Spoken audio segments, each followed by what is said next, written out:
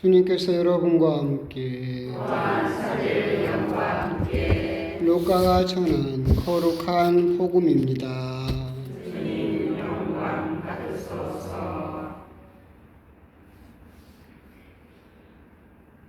그때 예수님께서 바리사이들에게 말씀하셨다. 어떤 부자가 있었는데 그는 자주색 옷과 고운 아마포옷을 입고 날마다 즐겁고 호화롭게 살았다. 그의 집 대문 앞에는 라자로라는 가난한 이가 종기투성이 몸으로 누워 있었다. 그는 부자의 식탁에서 떨어지는 곳으로 배를 채우기를 간절히 바랐다. 그러나 개들까지 와서 그의 종기를 할권하였다. 그러나 그 가난한 이가 죽자 천사들이 그를 아브라함 곁으로 데려갔다. 부자도 죽어 묻혔다. 부자가 저승에서 고통을 받으며 눈을 뜨니 멀리 아브라함과 그의 곁에 있는 라자로가 보였다. 그래서 그가 소리를 질러 말하였다. 아브라함 할아버지, 저에게 자비를 베풀어 주십시오. 라자로를 보내시어 그 손가락 끝에 물을 찍어 제 혀를 식히게 해 주십시오.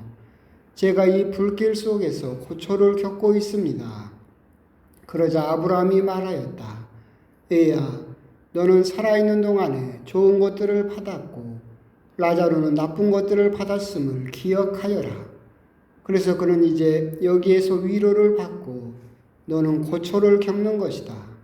게다가 우리와 너희 사이에는 큰 구렁이 가로놓여 있어 여기에서 너희 쪽으로 건너가려 해도 갈 수 없고 거기에서 우리 쪽으로 건너오려 해도 올 수 없다. 부자가 말하였다. 그렇다면 할아버지, 제발 라자로를 제 아버지 집으로 보내주십시오. 저에게 5 형제가 있는데 라자로가 그들에게 경고하여 그들만은 이 고통스러운 곳에 오지 않게 해주십시오. 아브라함이 그들에게는 모세와 애언자들이 있으니 그들의 말을 들어야 한다 하고 대답하자 부자가 다시 안 됩니다. 아브라함 할아버지, 죽은 이들 가운데서 누가 가야 그들이 회개할 것입니다 하였다. 그에게 아브라함이 이렇게 일렀다. 그들이 모세와 애언자들의 말을 듣지 않으면 죽은 이들 가운데서 누가 다시 살아나도 믿지 않을 것이다. 주님의 말씀입니다. 주님 찬미합니다. 참여해주시는 이제 어느덧 9월도 다 지나고 10월은 이제 물론 추석이 있긴 하지만 묵주기도 성월이 또 다가오고 있고 또 우리 민족의 명절인 추석이 이번에는 7일이나 되더라고요. 그래서 또 기다려지는 그런 9월 마지막 주일인 것 같습니다. 오늘 복음은 이제 여러분도 잘 아시는 부자와 라자로 비유 말씀입니다. 정확하게 예수님께서 이 비유 말씀을 어떤 의미에서 하셨는지는 우리가 온전하게 이해할 수는 없지만 첫 번째는 바리사이들에게 그 말씀을 하셨다라고 하는 것은 오늘 말씀은 첫 번째는 예수님께서 항상 말씀하시던 근본적인 역전에 대한 말씀이죠. 부자는 지옥인지 연옥인지 명확하지 않지만 불구덩이 속으로, 가난한 사람은 라자로는 하나님의 나라로 근본적으로 처지가 역전될 것이다. 루카복음에 있는 것처럼 가난한 사람들 너희들은 행복하다. 하늘나라가 너희의 것이다. 부유한 사람들 너희들은 불행하다. 너희들은 이미 받을 것을 다 받았다. 라고 하셨던 그것이 구체적으로 이루어지는 광경이라고 우리는 또 이해할 수 있을 겁니다. 또 다른 의미로 하게 되면 사실은 바리사이들에게 하셨던 말씀이다라고 한다면 이 이야기의 핵심은 뒷부분에 있다라고 봐야 되겠죠. 그들의 모세와 애언자들의 말을 듣지 않으면 죽은 이들 가운데에서 누가 다시 살아나도 믿지 않을 것이다. 이 부자는 라자로를 다시 살려서 살아있는 자기 형제들에게 경고를 좀 해주라라고 부탁을 하죠. 근데 아브라함은 이미 너희들에게 모세와 애언자들, 즉 성경이 있지 않느냐, 그 말을 들으면 된다. 바리사이들이 계속해서 가르치고 있는 게 모세와 예언자들의 가르침이었잖아요. 근데 그걸로는 부족하다. 죽은 라자로가 살아가야만 된다. 정말로 이 비유 말씀처럼 죽은 라자로가 살아왔죠. 여러분들이 마리아 마르타 이야기를 보시면 라자로가 죽었잖아요. 그 오빠였던 실제로 성경에서. 그래서 그 라자로가 예수님께서 라자로야 나오너라 이름도 같아요. 그래서 라자로가 다시 살아나죠. 소생합니다. 그 라자로가 다시 살아나자 유대인들이 그것을 보고 믿었습니까? 안 믿었죠. 다시 라자로를 죽이기로 마음먹었죠. 오늘 복음 말씀에 나온 것처럼 죽은 이들 가운데서 누가 다시 살아나도 그들은 믿지 않을 것이다. 이미 너희들은 모세와 예언자들, 바리사이들에게 모세와 예언자의 말을 가르치면서 그것을 믿고 있는 것처럼 이렇게 포장하고 있지만 죽은 라자로가 살아났는데도 너희들은 다시 죽이려고 하는 것을 보면 너희들은 이미 성경, 모세와 예언자들의 말조차 믿지 않고 있다. 너희들의 가르침이 사실은 허황되고 거짓되었다라고 하는 것을 정면으로 꾸중하시는 그런 말씀으로도 이해할 수 있을 겁니다. 비유 말씀에 나온 라자로와 그리고 실제로 마리아 마르타의 오빠였던 라자로가 살아난 것을 보면 또한 그렇게도 우리가 이해할 수 있지 않을까 그렇게 생각이 듭니다. 그래서 오늘 복음 말씀의 핵심은 근본적인 역전 또는 죽은 사람이 되살아난다 해도 회개하지 않는 이스라엘 사람들의 완고함에 대한 꾸중 그렇게 또 우리가 이해할 수 있겠죠. 오늘 복음을 이제 차근차근 들어가 보면 재미있는 부분이 많이 있습니다. 부자가 있습니다. 근데 복음을 보게 되면 부자가 특별하게 나쁜 짓 한 게 있나요? 나쁜 짓 한 건 안 나왔어요. 라자로가 특별하게 착한 일 한 거 있나요? 그것도 없어요. 근데 부자는 불구덩이 속에 들어가고 라자로는 아브라함의 품, 하느님 나라로 들어가게 됩니다. 보면 이제 드러납니다. 이 부자는 정말 부자입니다. 자주색 옷과 그리고 날마다 즐겁고 화롭게 살았다. 이 당시에 지금이야 우리들은 자주색, 보라색 하면 좀 흔하죠. 쉽게 구할 수 있지만 이 당시에 자주색은 티리안 퍼플 그래서 황제만에게 허락된 옷이었습니다. 이 자주색을 내는 게 굉장히 어려웠다고 그래요. 그래서 그 지금의 띠루라는 그 해안가 지역에서 소라고동 12,000개를 녹여서 만들면 1g이 나옵니다. 근데 이제 그 사람들이 바다 깊숙이 들어가서 그 소라고동을 채취를 해서 12,000개를 빻아서 녹이면 자주색 염료 1g이 나와요. 얼마나 귀한지 알겠죠. 그건 명품 중에 명품입니다. 하도 귀해서 황제만에게 허락된 그래서 황제의 보라색이라고 불렸는데 그래서 이 옷 하나를 자주색으로 물들인다 하면 대략 한 400g 든다고 봤을 때 지금 돈으로 따지면 7천만 원짜리입니다. 부자인 줄 알겠죠? 부자입니다.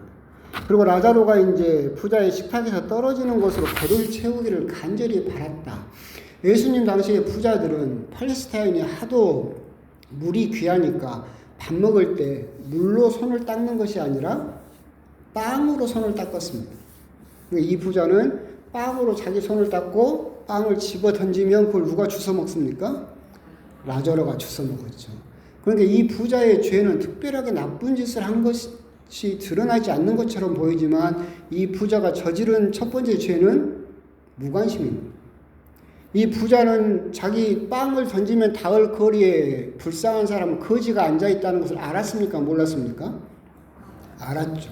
심지어 이름까지 알고 있었어요. 뒷부분에 나오잖아요. 서로 소개도 안 했는데 라자로를 보내시오. 내 눈앞에 빵을 던지면 닿을 거리에 있는 저 사람의 이름까지 알고 있었어요. 근데 그 사람을 도와줬다는 이야기가 있습니까? 관심을 가졌다는 이야기조차 없습니다. 무관심이 이 부자의 가장 큰 죄였습니다. 두 번째 죄도 있습니다. 이기심입니다. 뒷부분에 보면 나옵니다. 아브라함 할아버지 품에 라자로가 안겨있고 부자가 그 광경을 보게 됩니다. 이 부자는 여러분들이 성경을 이 부분을 쭉 봤을 때 이 부자가 라자로에게 말을 거는 부분이 나옵니까? 안 나옵니다. 끝내 이 부자는 불구덩이 속에서도 누구에게만 말을 겁니까? 아브라함에게만 말을 겁니다. 그러면서 자기가 생전에 라자로에게 했던 것에 대한 반성이나 사과나 그런 것은 하나도 들어있지 않습니다. 그러면서 끝내 라자로를 이용해서 자기 가족들을 살리고 자기를 살릴 궁리만 하고 있죠. 그러죠? 그래서 이 부자가 저지른 두 번째 큰 죄는 이기심이었죠. 자기 자신만을 위해서 먹었고 자기 자신만을 위해서 부를 쌓았으며 심지어 불구덩이 속에 있을 때조차도 라자로를 이용해서 자기 이익을 도모하려고 하는 그런 모습을 부자가 보여주고 있다. 그래서 부자가 특별하게 지은 적 없는 것처럼 보이지만 이기심과 그리고 무관심에 큰 죄를 지어서 불구덩이에 떨어지게 되었다라고 하는 겁니다. 그러면 이제 라자로가 특별하게 착한 일을 한 일이 있느냐? 아무리 찾아도 없습니다. 이 라자로는 결국 이 지상에서 가난한 사람이었고 병들었고 고생했기 때문에 그것 때문에 그 하나로 하느님 나라에 갈 수 있었다. 결국 산상수훈에서 진복 8단의 첫 번째로 하셨던 말씀, 가난한 사람들아 너희들은 행복하다. 하늘나라가 너희의 것이다. 가난하다는 이유로, 물론 가난한 사람들이 다 착하다는 이야기는 아닙니다. 하지만 큰 죄를 짓지 않고 어떤 그런 가난한 모습 그 자체만으로도 하느님 나라에 들어갈 수 있는 모습을 또한 보여주고 있다라고 하는 겁니다. 오늘 이 복음에서 그렇다면 뒷부분에서 우리가 묵상해 볼 수 있는 부분은 어떤 부분일까 생각을 해보면 부자와 라자로의 그 이야기에서 재미있는 부분은 이 부분입니다. 부자가 아브라함 할아버지에게 이야기를 합니다. 아브라함 할아버지, 저에게 자비를 베풀어 주십시오. 라자로를 보내시어 그 손가락 끝에 물을 찍어 제 혀를 식히게 해 주십시오라고 이야기를 합니다. 이 이야기는 라자로가 이 부자하고 가깝다는 말입니까? 멀리 있다는 이야기입니까? 가깝다는 이야기죠. 손가락에 물을 찍어서 입술을 축여줄 수 있을 정도로 가까운 거리를 두고 있다는 거죠. 그 사이에 큰 구덩이 놓여 있어서 건너가지 못할 뿐이다. 이 거리는 뭐냐면 살아생전에 부자가 벌려놓은 거리입니다. 그렇죠? 이 부자가 빵을 던지면 닿을 수 있는 거리는 뭐냐면 이 정도 거리죠. 그렇죠? 빵을 무슨 박찬호처럼 던질 거예요? 그냥 툭 던지면 되는 거리. 이 거리만큼 저승에 가서 이 거리만큼 떨어지게 된다.